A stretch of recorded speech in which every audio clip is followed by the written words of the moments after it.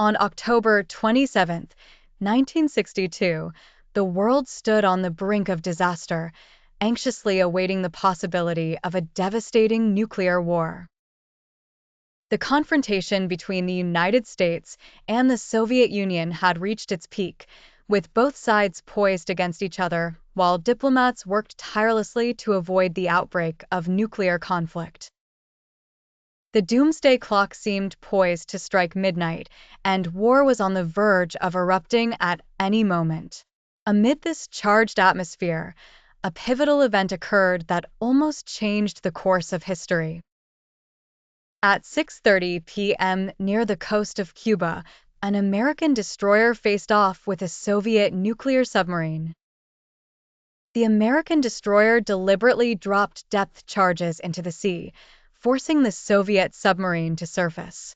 However, the submarine had lost contact with Moscow for 48 hours, and its crew believed that war had already begun.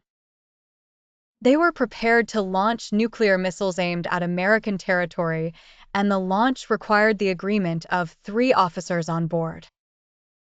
The submarine's captain was in favor of launching, as was the political officer, but the 3rd officer, Vasily Arkhipov, was opposed.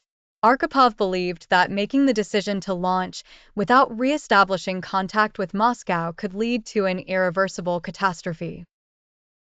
Despite increasing pressure, Arkhipov held firm, arguing that making a launch decision without confirming the situation could lead to the end of the world. He continued to resist, facing threats of military court and execution, but he remained steadfast. Thanks to his insistence, the potential launch was averted, saving the world from a catastrophic outcome. This historic event demonstrated the critical importance of individual decisions in preserving global peace.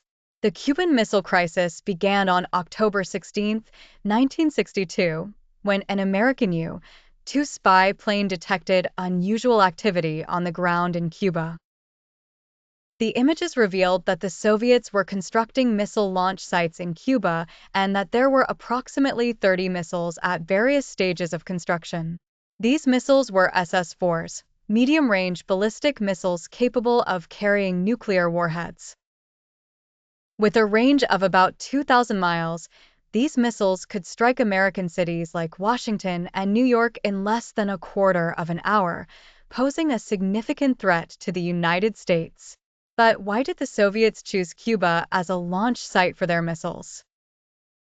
To answer this question, we must go back to 1959, when Fidel Castro led a revolution in Cuba against the dictator Fulgencio Batista.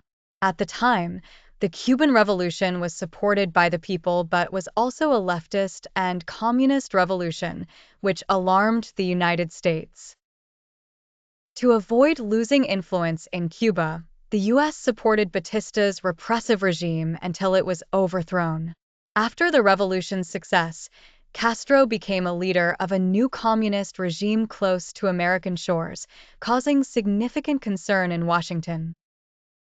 In April 1961, the United States attempted to overthrow Castro through the Bay of Pigs invasion, using forces of Cuban exiles supported by the American military and the CIA. However, the invasion failed, and Castro's forces were able to repel the attack, delivering a significant blow to the United States.